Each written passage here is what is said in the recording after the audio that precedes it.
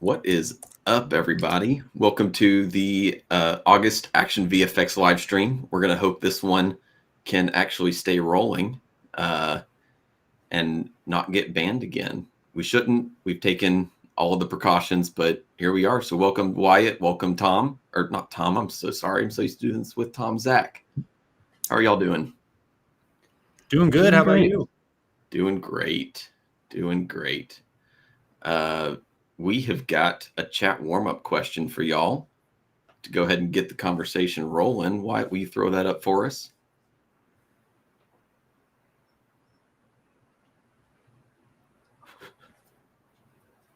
Sorry, I may have jumped the gun. I don't know. There it is. What project are you working on, film or VFX comps? Let us know in the comments. Yeah, we would love to hear. Also, let us know how everything's coming through for you guys. If you can see and hear us well, and just want to make sure everything's technically working out. It's probably a good thing to do. Now for a little warm-up question for us. We got. If you could have any asset collection in the world that doesn't exist, what would it be?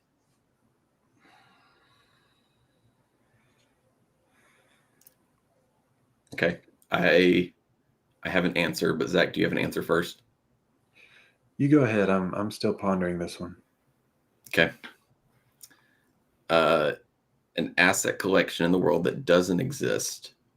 Mine's going to kind of cheat a little bit because it will exist, and that is daylight muzzle flashes. I cannot stand when you're watching a movie and it's daytime and there's this big bright yellow fireball that's overexposed. I don't know. It just bothers me. Sam has told me that before, and it has greatly altered the way I approach muzzle flashes. Now, anytime I see an old comp of mine with daytime muzzle flashes, I just cringe. You really can see the difference. Yeah, I'm just looking forward to having those soon. I've said one collection before, and it's kind of gross, but maggots for a lot of the blood wounds and like burning flesh and stuff. Like I feel like having little maggot assets we could just drop in would be really cool. I actually talked with the studio. I talked with the studio when we were at Siggraph here recently, and they actually shot some maggots. They did? Yeah, they were like, "Do you guys need them?" I was like, "Sure, send them over," because they grew them in their basement. One of the guys did, because they needed it for one of the projects they were working on. He grew them in his basement, and then they just shot them on like blue poster board. So the weird thing about them was they were oddly fast. They moved very quickly. Oh, like that. How do you grow them? Do you leave meat out? I didn't ask.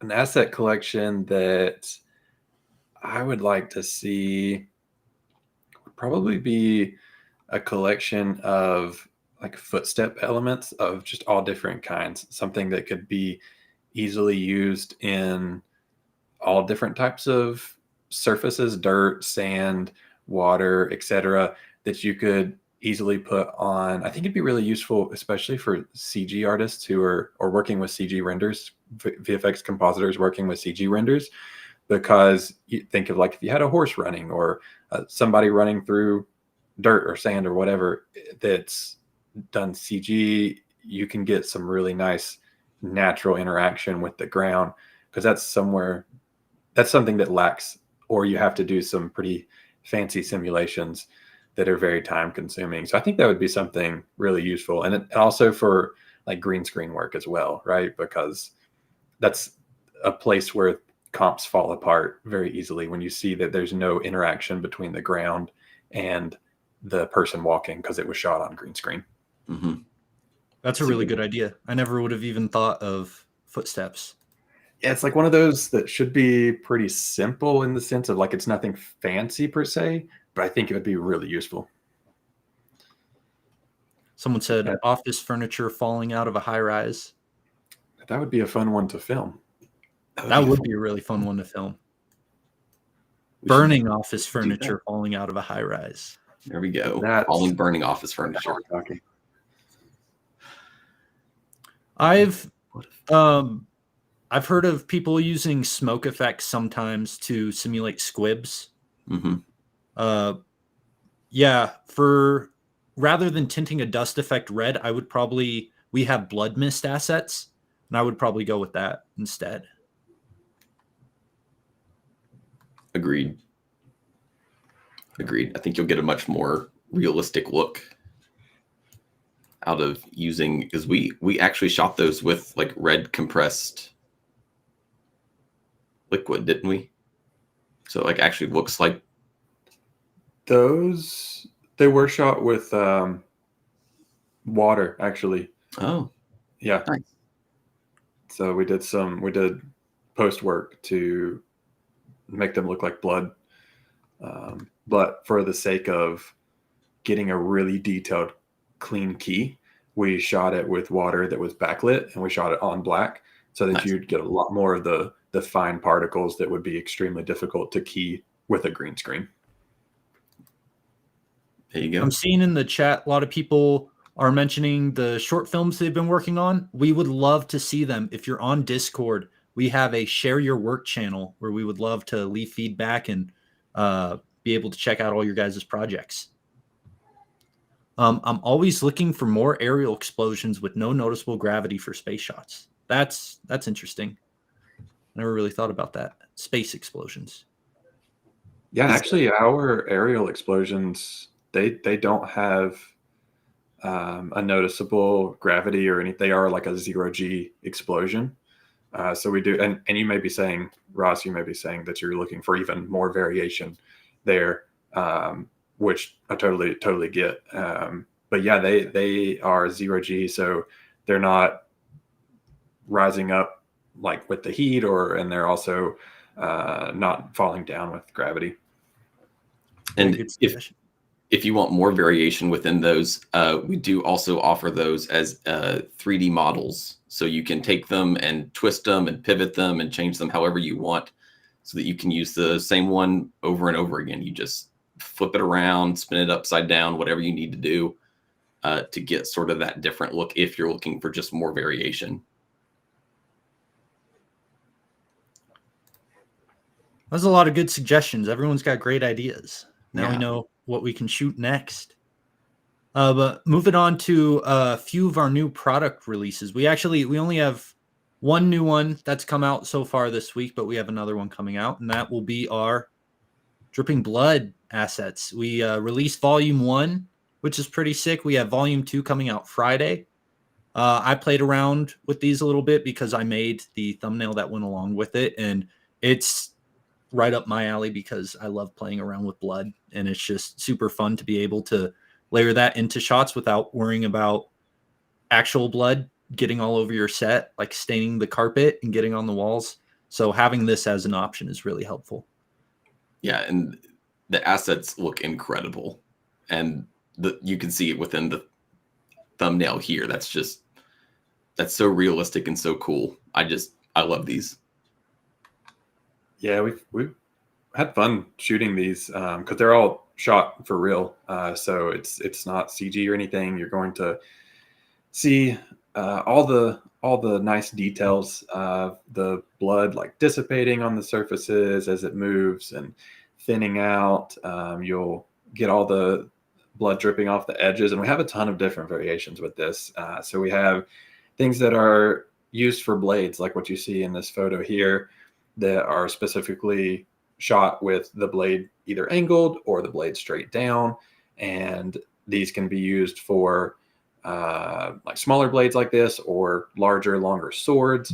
We have ones that would look like they'd be coming off the edge of a table or a ledge of maybe a building or a house or something like that. They have plenty of room to fall so that the blood basically it speeds up to the point where it's like it becomes naturally unnoticeable as it breaks frame at the bottom. So you could easily tie this in with, say, like a blood puddle on the ground. You're going to be able to work with that really easily. And we have close-up shots and wide shots and a lot of different variations. And to build on this, tomorrow, actually, we have a release coming out of Dripping Blood Volume 2 already jumping to Volume 2. And this is going to expand on this and offer even more variation. So we're going to have things like table surfaces where you can see the top of the table. You can see the blood rolling over the edge, falling down, actually landing on the ground. So if there were something like a bar top or a dining table or anything like that where you have blood falling off of that, you'll be able to do all of that. It'll be versions with the corners of the tables, versions with the side where you can see it coming from the side, coming towards the camera and falling straight down. We have blood that's going to be dripping on like bodies. So we have like a torso, we have a head, we have coming out of eyes. Like it's going to cover a lot of different fun, gruesome effects. So you horror fans and gore fans that are using a lot of the blood assets, I think you're really going to like this. I'm excited. I'm also excited and terrified to see what people are going to be able to use these for and come up with.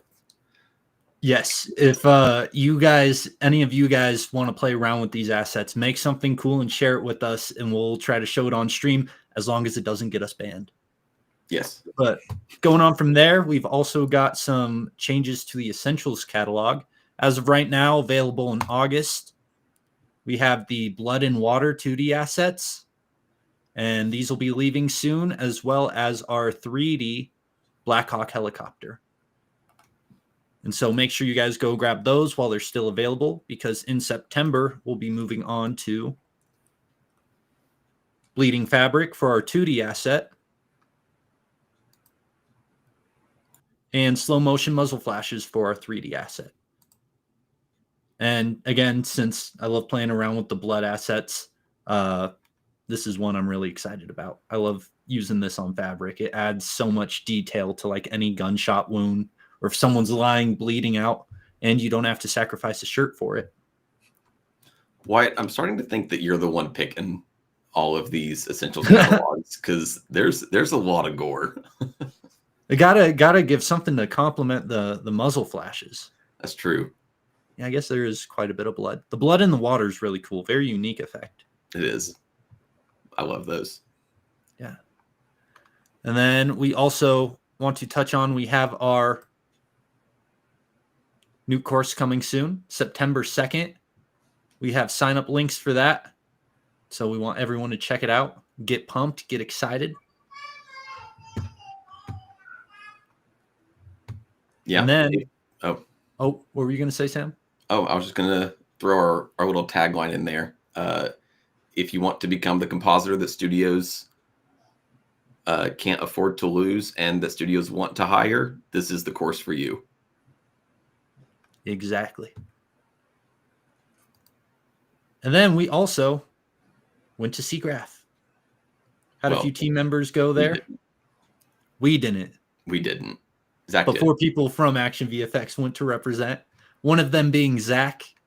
And we'd actually love to hear a little about what you saw there. Any new exciting updates in the field of visual effects and entertainment that we might want to be aware of? Yeah, for sure. It was a great trip. We had a lot of fun. So Ro, our CEO, Andrew, our CTO, and David, who is working with customers and sales and marketing. He's has his hands in a lot of different things on our team. We all got to go. It was up in Vancouver, Canada. My first time in Canada, which was fun. And we met a lot of cool people. We were able to. That was probably one of the biggest takeaways is all of the artists and people from studios and even cross industry that we got to talk with and see what are the cool things they have going on and what are they needing, what are they having troubles with. There was just a lot of people to talk to. So if you don't know, Sigraph is, I would describe it as like a tech and visual conference. So it's based a lot around visual content. That could be anything from VR and AR to including things like visual effects. There's a lot of different studios there presenting on projects that they've worked on the past year, talking about new software and new features in software that's coming out from Autodesk and the Foundry who makes Nuke, and several different, Maxon is there. A lot of different software companies are there. And then there's a lot of cool visual art as well. So they have like an experience section where you can go and actually get to try these new things out, try out new technology in the VR space, where they have, like this year, they had some new headsets that were like coming out in the future, hopefully, where it's higher resolution, it's a wider field of view, much more realistic. Hey, Jason Key is in the chat over here. Jason was there as well, and he is super great guy over at Embergen, and so that was cool. They were at the Dell booth working on this sick computer, but all these real-time simulations using like Embergen, Liquidgen, and all the tools that these guys make, which is real-time simulation software. So it even includes things like that. But yeah, it was a blast. I think some of the coolest stuff was we went to see a talk about the Sinners film, and they were talking about all the work they did for the digidoubles and how they were changing up their process for that to capture in a new way to get more detail, better performance capture in that, and how they basically like took that to another level with this custom rig that the actor could wear. It would do full 360 head capture, performance capture, so that they could then create the digital doubles in post.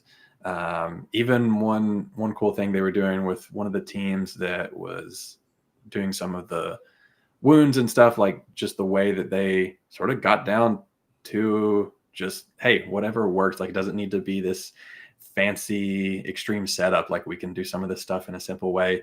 I can't go into too many details because some of the information is privy. It has to, you can't share it, unfortunately.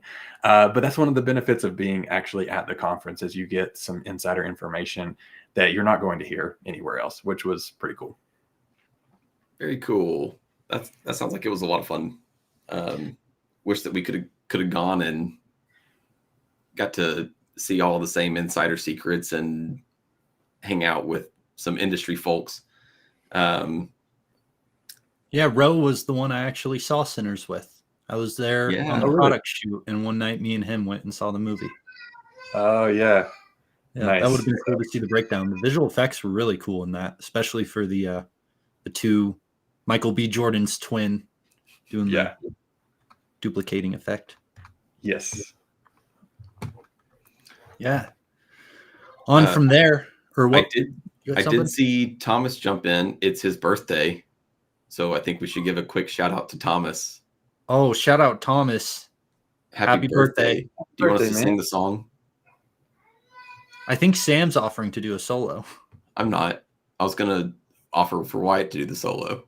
You know what? If you hit me up on Cameo for $15, Thomas, I will sing you the best birthday song. There you go. Neat. Well, let's see what we got here. There have been a lot of great films. Yes. I really liked 28 Years Later, the new zombie movie that came out. I haven't seen it yet. Is it good? It's good. Yeah. It's pretty gross at times, but the story is actually, if you like zombie movies, it's definitely worth a watch. Okay. I loved looking at all of the behind the scenes of it and how they shot it with iPhones. Of course, they were using cool.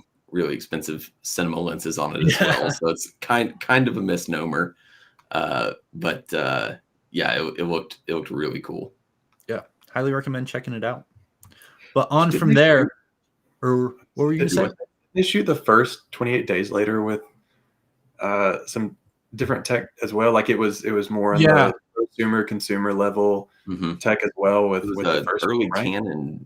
Yeah, it was like one of the earliest home like DSLR digital cameras. Yeah, that's cool that they've kept that trend through the films. Yeah, that was they did a lot of behind the scenes talking about the reason they shot on iPhone was solely because they wanted to mimic that kind of do it yourself, low budget feel from the first movie.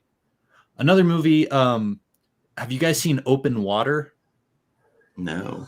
It's based on a true story about a couple on a cruise, and they're doing a diving expedition and they get left behind. And they're just left floating in like open water, and there are sharks in the water. And it's a really good movie, but it looks like it's shot on a potato. It was like the first like early available digital cameras. They did a whole post-production process to try and get rid of a bunch of the aliasing, but then it ended up getting bought by Lionsgate and distributed by them. Interesting. Well, there you go. You don't need to show you can make it with any equipment you have. Yep. You don't need the fanciest or the top of the line. Yeah. As long as you have action VFX assets, you can make anything look real. But we have a big announcement now to move on to. This is what you've all been waiting for. And that is going to be, drumroll please, the VFX Challenge is returning. We are going to be bringing it back next live stream, be reviewing your guys' submissions. And the way it'll be working this time is that we are offering practice footage library clips. You'll have 3 to choose from, and you can do whatever effects you want. Just make it look cool, make it look sick, and use the provided clip. Share it to the submissions channel on Discord by September 23rd, and we will react to your clips live on stream and crown a winner. And so, what will the prizes be? You win an Action VFX t-shirt. I know, Thomas, you were asking for one of those. This is your opportunity. You'll get a dedicated shout out on our socials and a mystery box, a secret prize that you'll have to check out our next live stream to find out. We're very excited, and I think this is going to be really fun. It's going to be good. We have a few tutorials as well that we'll be sharing on Discord you can follow along with if you need some inspiration, in particular with the man crawling in a burning room. Sam just made a great tutorial on how to implement fire into that clip. We actually have a small clip from that tutorial we'll watch.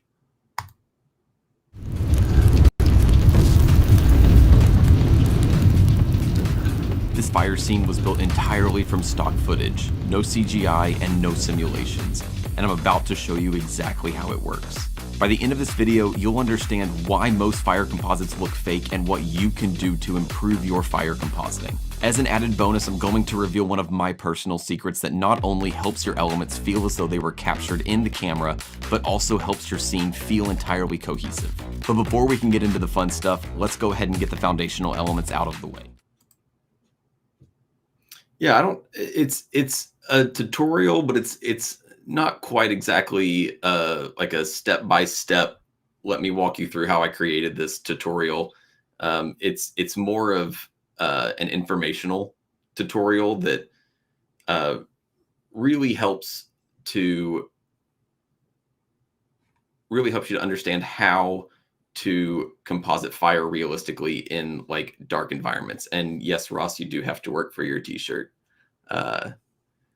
We do not just give those out. They must be earned. And I think you can do it. Once you feel the quality of these shirts, these are honestly, I'm not saying this because I work here. They are so comfortable. I have asked my boss multiple times. I'm like, where did we get these shirts? I want to order more of them. I wear them all the time because they are the comfiest shirt that I own. And really nice fitting. Yeah. Yeah, they are. Thank you, Jason. Appreciate that. Jason said that he liked the imperfect bokeh trick. It is one that I like to use just to help things feel real and kind of tie everything together. And if you want to understand how that works, go check out the tutorial on our YouTube. It's fun. You'll learn how to composite fire in dark scenes or nighttime scenes. If there was one tip from that tutorial you think is the most important thing to talk about, what would it be? Exposure. Far too often I see underexposed fire in underexposed scenes. And that is a problem. Like you go watch any film from that actually used practical fire.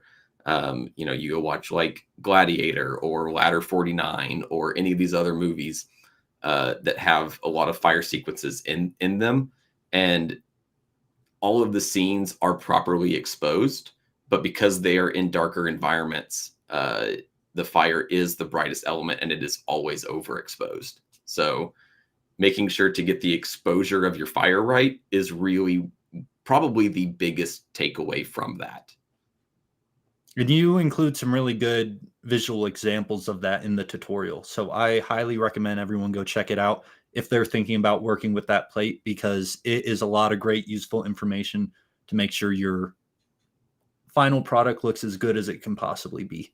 Yeah, just watch a bunch of movie that has fire in it. Yeah. And go from there. We got a question. So you can only use the practice footage as the plate and then add VFX. That is correct. So we will give you the practice footage plate and you're free to do with it whatever you'd like. Just make it look cool.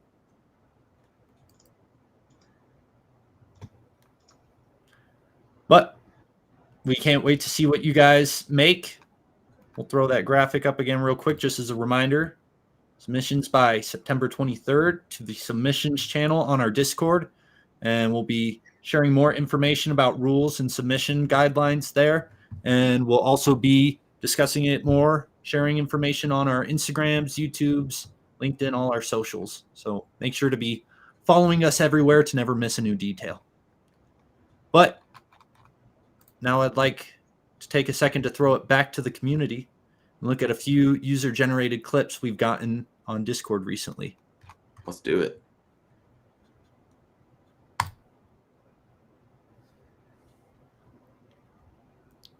That was nice. Yeah, our first clip here is a clip from our practice footage library, actually. And they've composited in this car. It seems pretty well done. That clean plating is very nice. Yeah, that is nice. Really, really good. Big shout out to Anae Lonnie. Then on to our next clip. We have a few more short film style clips, so we'll start with our first one.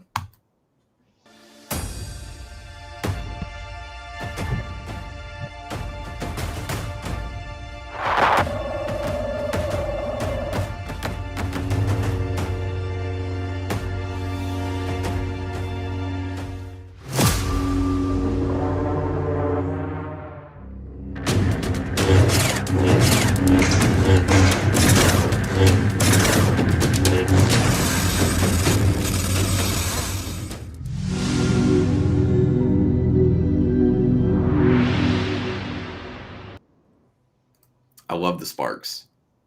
Yeah, sparks are great. And great. Oh, were you going to say that? Great use of onset lighting as well to make sure your element like this right here, lighting up her face to make sure that those elements were going to fit well. That was really good use of that. Yeah, I was going to echo that. The fact that they shot when it was dark out definitely always makes it more complicated shooting, but knowing that you're using all these effects that are very light based really helps with blending it into the plate and the final product. Absolutely. Yeah, great work. Yeah, big shout out. Good job, Karen. On to our next clip.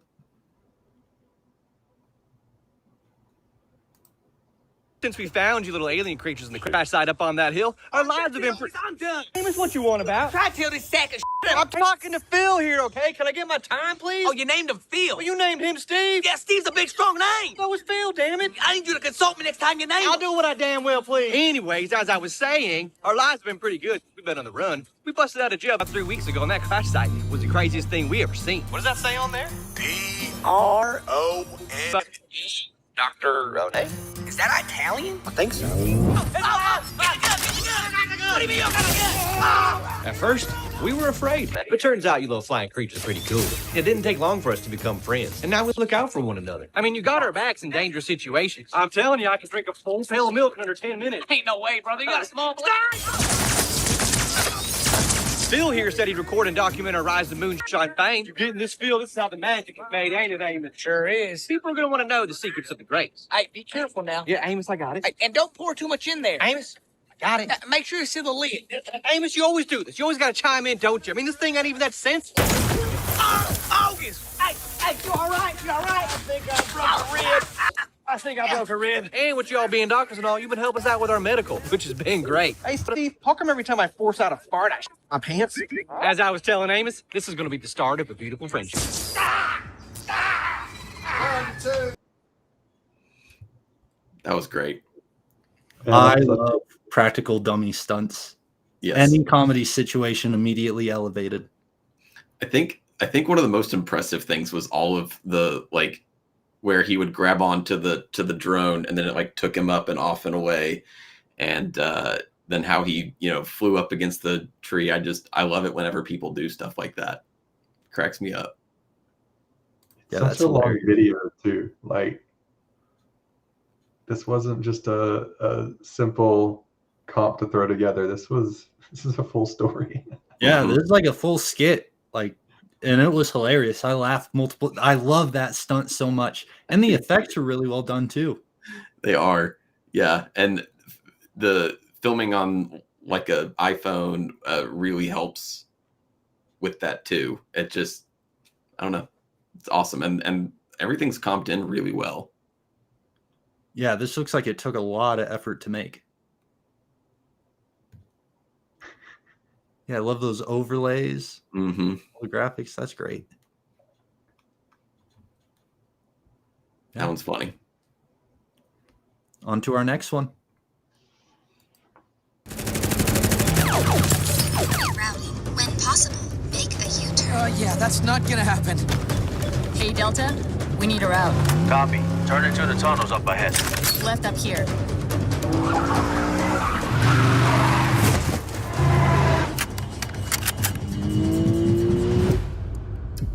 What do we do now? Seatbelts, please.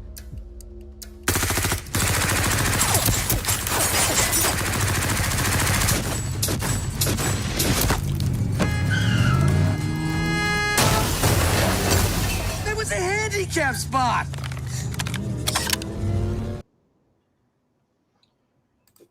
All right, so I love this one.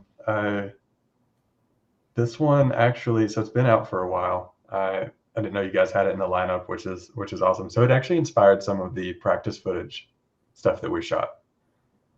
This short film did. So yeah, really cool to see this pop back up again. Yeah, I saw this in the Share Your Work channel on Discord, and I was like, this is great. It's actually from like a full like 7-8 minute short film. We only showed a short clip of it here, but I really loved all the effects and the whole chase scene. It's just very cinematic. Comedy is well done. Very good short film. Yeah, every bit of this is so good. And I always love a good car chase, especially one that looks this good on a $6,000 budget. That's insane.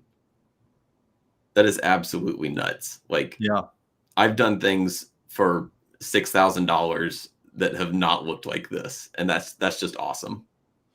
Yeah, the fact the cars look like they're going fast.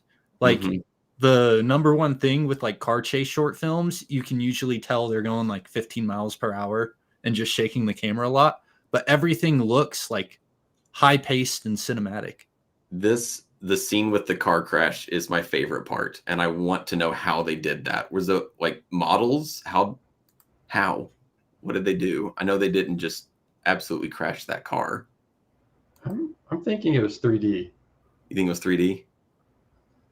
I think it is, and it could be smaller models, but so what, they'd have to have a 3D model of the truck and the other car. Yeah, right. That's just done so well. I love that. Yeah, you said you've seen this before, Zach, and it inspired some PFL stuff. Yeah, so the shot with her out the window shooting backwards.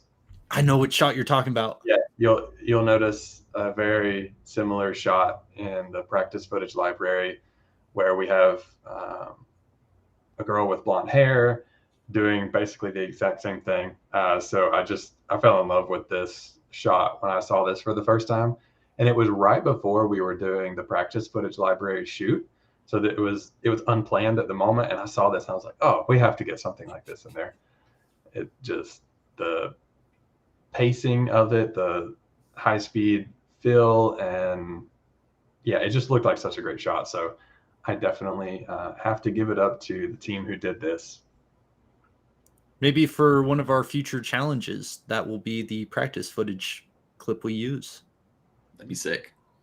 It'd be a great one for, especially like you were saying, the speed. That's one of the hardest things to sell, and getting the background right is also that really is a important part. If you're doing anything with green screen, I mean, obviously some of this was shot actually with them on the roads, but some of the plates that we provide for like the driving plates in the background, they don't match the camera focal length.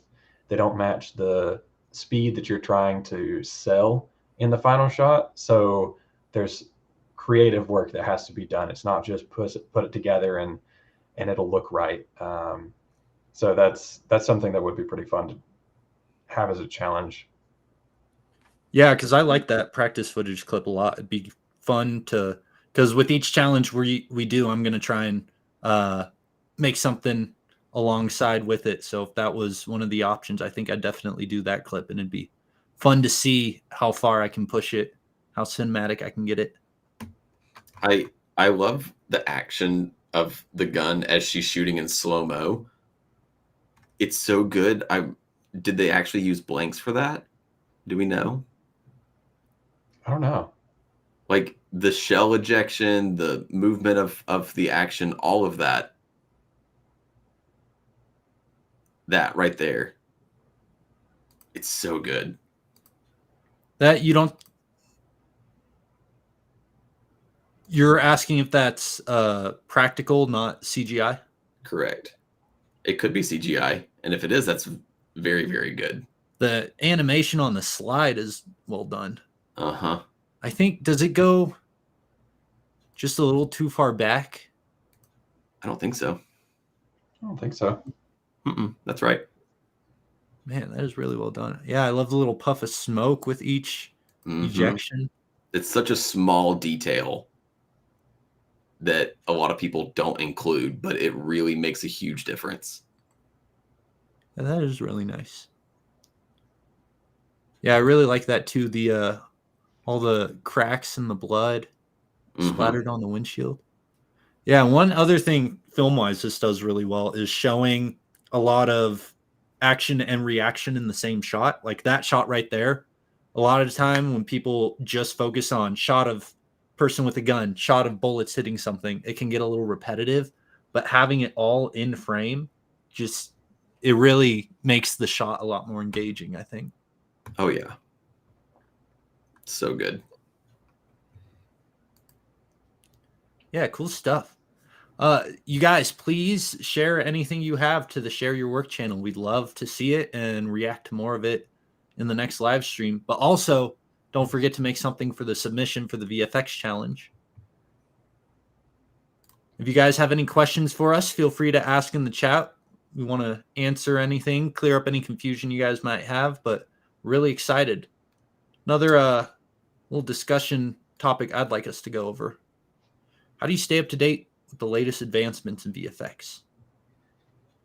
I'll say personally, working in the field of VFX has been the number one thing. Like once I got my first marketing job and I was with other people who each kind of had a specific skill and were editing, and someone was getting more familiar with AI, someone was better at motion graphics. Being in that community, I think, is where the information really festers and knowledge gets shared constantly. And I think like you guys showing up to the live stream is great because this is an area where we can talk about what the advancements are and what we're using most.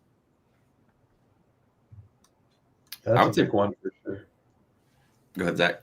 Go ahead. I'm gonna say I certainly agree with that. I mean, the more work you're doing, the more comfortable you're going to get. But also sometimes notice that if I don't step back, that I'll easily miss something that's new that might be helpful.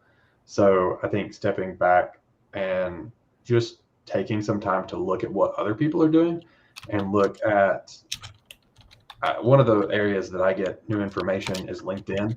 It's honestly really good for seeing any advancements in your professional field, whether that's in visual effects or not. But once LinkedIn knows what type of content you're looking for, once you're following enough people in the field, and that is very easy to do on LinkedIn because you can even search by job type and job location, so specific studios that you want to follow people from, then you're going to see a lot of that new content because a lot of the content creators on LinkedIn are posting about either new workflows that they're developing or new tools that they're trying, new tools that are coming out. And a lot of what we saw at Siggraph, which is another great location for seeing what's up and coming and latest advancements, but a lot of that information is stuff that I have seen on on LinkedIn as well. So I would certainly recommend anybody checking out LinkedIn to see what's coming down the line, what new tools are available, new features in the tools that you're using, things like that. Yeah, it took me a while to realize LinkedIn is just social media, but for like professional business people.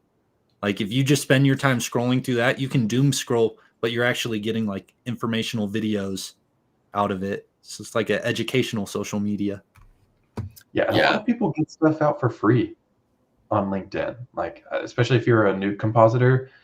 All the time I see, hey, here's a script that I developed for this common issue I face, or here's a new tool that I've developed for Nuke that can automate a workflow or do something completely new that may solve an issue that you've been having. So a lot of good free content on there as well.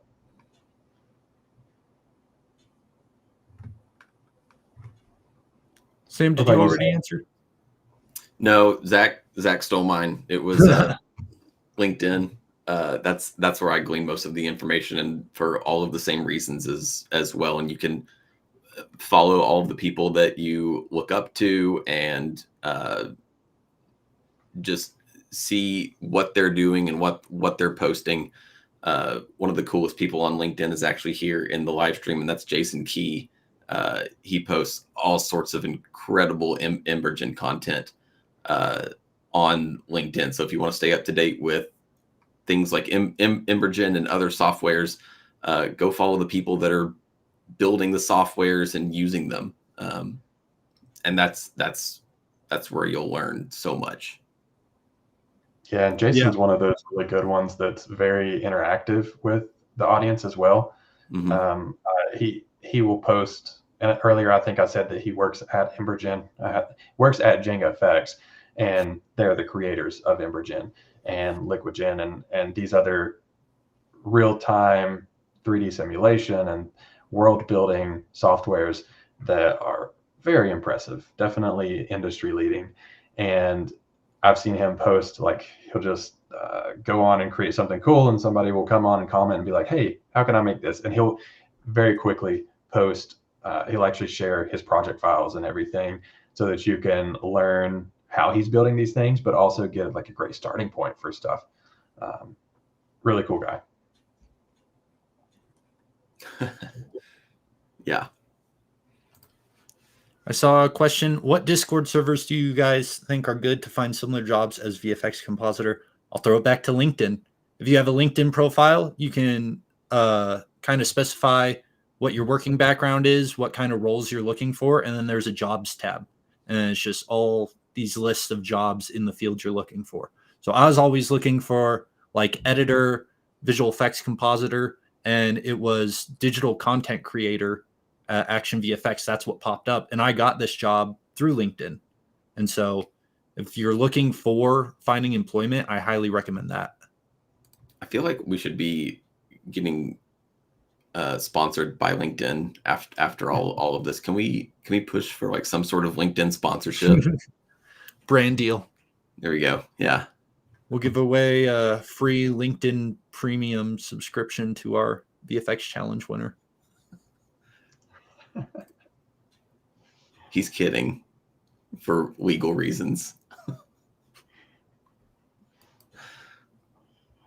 Yeah. Any other sources you guys use? I know I watch a lot of YouTube.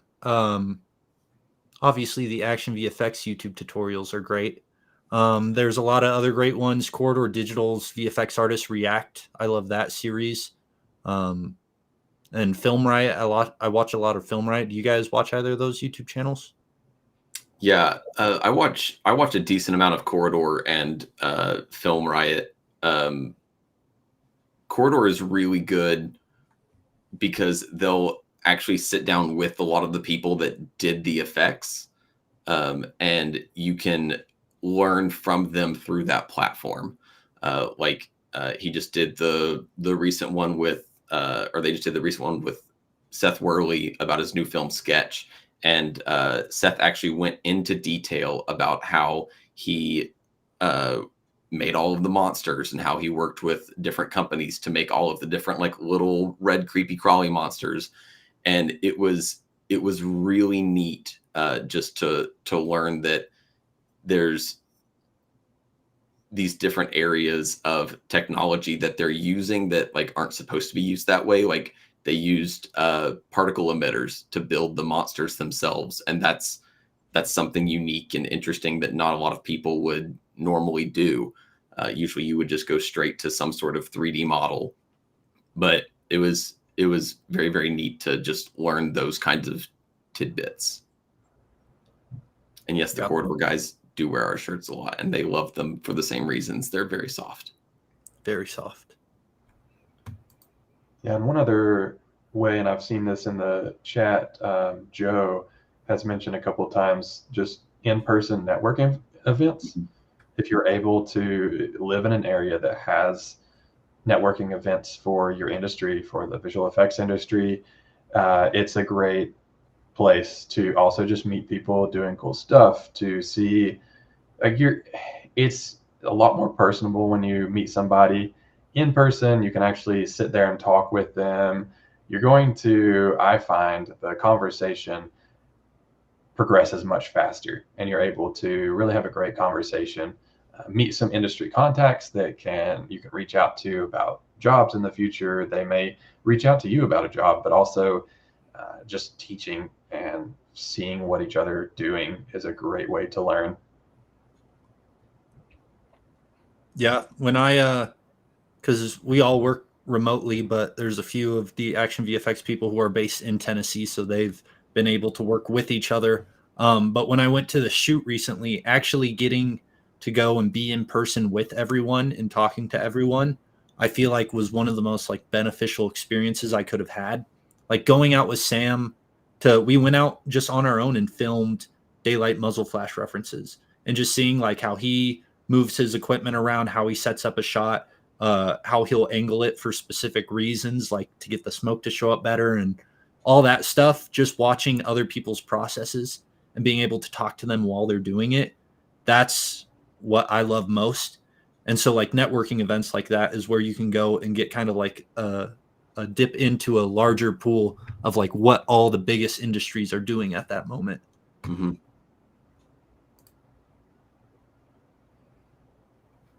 Do a lot take place in London? Yeah, Tom goes to quite a few of them. He'll pop into one periodically, and he says that they're very, very resourceful, and you meet a lot of really great people doing that. Interesting. I guess I will have to plan a trip to London. Yeah, we'll just all have to go to London. What do they meet like weekly? You could swing that.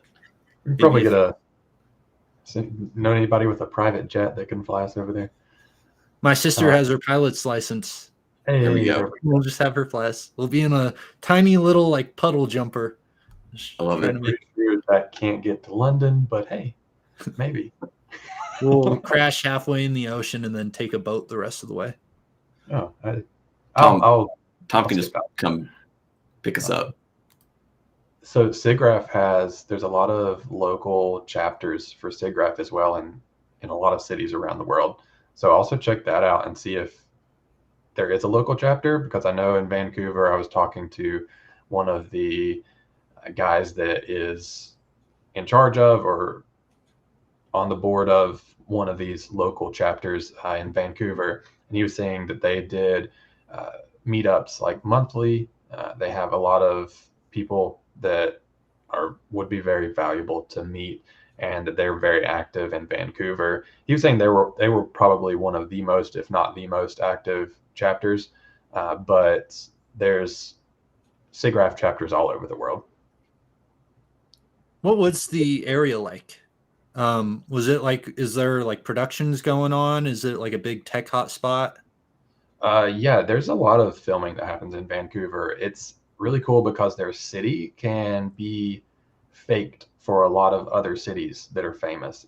And then, so they have good tax incentives if you're doing a project in Vancouver. So there's many studios there, large and boutique studios, visual effects studios, but there's also a lot of productions that are filming there. So it may be like one section of the city is very similar visually to New York City. So people will film there if they're doing a New York City based project. And then if you go over to another part of the city, it may look like Chicago. But they have a lot of different architecture there that actually is similar to these other large cities. And it sort of has like different main hubs around Vancouver. So if you are thinking of Manhattan, like, well, Manhattan is the place in New York that has the big city. But in Vancouver, it'd sort of be like, oh, you might have a city pop up, a city right here that has skyscrapers, and then there's less populated area in between that and another area that has skyscrapers. And so there's like 4 or 5 different areas in Vancouver that have different city skyscraper areas. And it's really cool. We did past production just while we were riding we were in the Uber to the conference, and they were doing a production in a building that we passed. We went and toured at one visual effects studio. But yeah, there's plenty happening in Vancouver. Plus, it's just gorgeous. It is beautiful up there. The mountains and so being so close to the ocean, the water and everything. It was just a gorgeous place. Yeah. I feel like if you wait till the end of the credits of almost every single movie, there's always like one of the special thanks to like the city of Vancouver things. Is Toronto also a big spot, or am I mixing it up? Toronto is as well. Okay. Yeah. Those are like the big 2 hot spots in Canada, right? I think. That's my understanding. But yeah, Jason's right. Like, I mean, a lot of the big studios have offices in Vancouver. If a studio has multiple offices, one of them is most likely in Vancouver. Yeah. I'd like to check out some more production hotspots. I've been to LA just a couple times, but I haven't really like been around, like ever stumbled by a production going on. And I have a lot of friends who are like living in Atlanta or LA right now, and they're getting like PA gigs on sets, and the photos they just post, I'm like, they'll be taking a selfie with Will Smith. I'm like, that's a wild. I can't imagine going to work and Will Smith being there. Yeah, Atlanta is one of the growing locations for sure. There's a lot more that's starting to happen in Atlanta. Yeah, because they have a lot of music production, but then I want to say I always see at the end of TV shows, it's like made in Georgia, like logo card that plays at the end. And when I went to film school, they just always told us they're like, LA's the #1 hotspot, Atlanta's #2, or you can go to Canada. They're like, those are like your 3 options for if you want to work on big movies. Or you can make a spaghetti western in Italy, you know? Yeah, spaghetti western would be fun. I actually, oddly enough, I was watching A Fistful of Dollars last night for the first time, which is like one of the biggest spaghetti westerns. It's pretty good. How was it? Did you like it? I liked it. It is a little slow just because it's from the 60s, but I was actually really entertained and like getting into the story. And sometimes he'd say something, I'd be like, man, Clint Eastwood's really cool. He is a pretty cool dude. Have y'all seen Juror Number 2? I want to see that one really bad. I have not seen it. It's very good. I hear that's like the best movie he's directed recently. It's one of my favorite Clint Eastwoods, yeah. I'll have to check that out. Oh, that's pretty cool, Tom. Tom made tea for Jude Law. Pinewood Studios. Jude Law, star of Skyhook, the short film. That's pretty neat. Interesting. Tom, tell us more. Type more in the comments. We'll just bring him on the live stream. Actually, tell us nothing. Save it for the next live stream. There we go. Jude Law segment. Yeah. This has been a great chat. Love sharing all the new stuff we're working with the community. Can't wait to see what you guys make for the challenge, and it's going to be exciting reacting to all those clips next month. Yeah, Thomas is excited and pretty confident in winning that T-shirt. We'll have to. Competition's fierce, guys. We'll have to see, bud. This is getting hot. Yeah, we'll dedicate 15 minutes for an in-depth critique on Thomas's submission. Just specifically because he said this, we're gonna have to just go over the top and just pick it all apart. Sorry, Thomas. Yeah, can't wait, guys. This will be exciting. So make sure to head on over toward. Oh, what were you saying? Oh, you're good. I was just going to throw out a plug for all the new products we have coming up, because everything that we shot earlier this year that Wyatt's been talking about being on set for, we have a lot of content coming out. Well over 30 collections that will be released over the coming months, and a lot of them are in production right now. In post-production, a lot of gore, water effects,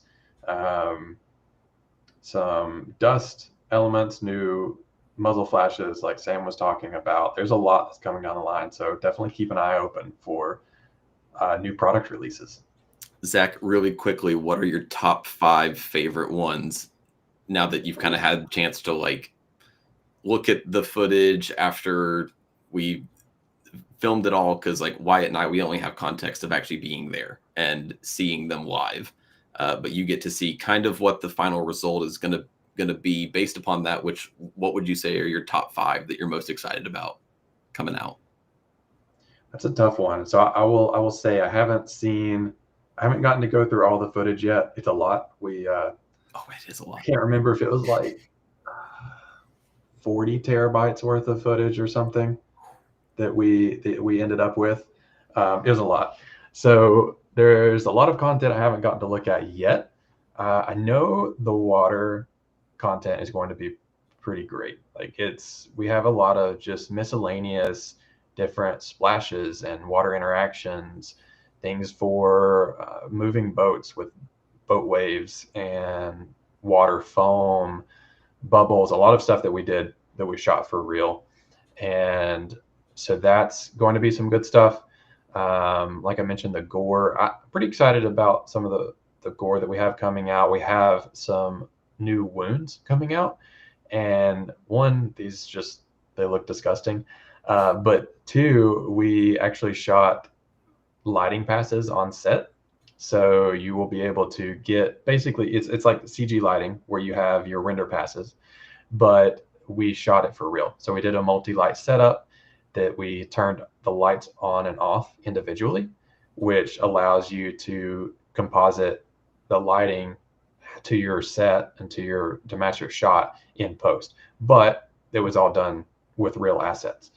Not real wounds, of course, but real fake wounds shot on camera. So, all the subsurface scattering and like all the imperfections are going to be there, but you're also getting the benefits of the ability to relight. So I'm pretty excited about those.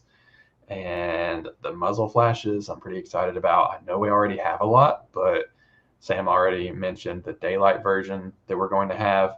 And we also did some more creative content with the muzzle flashes, with doing some different like black powder mixtures and some really wild looking muzzle flashes that could be used for like sci-fi or Western and different timepieces, as well as different just like locations or sci-fi type shots.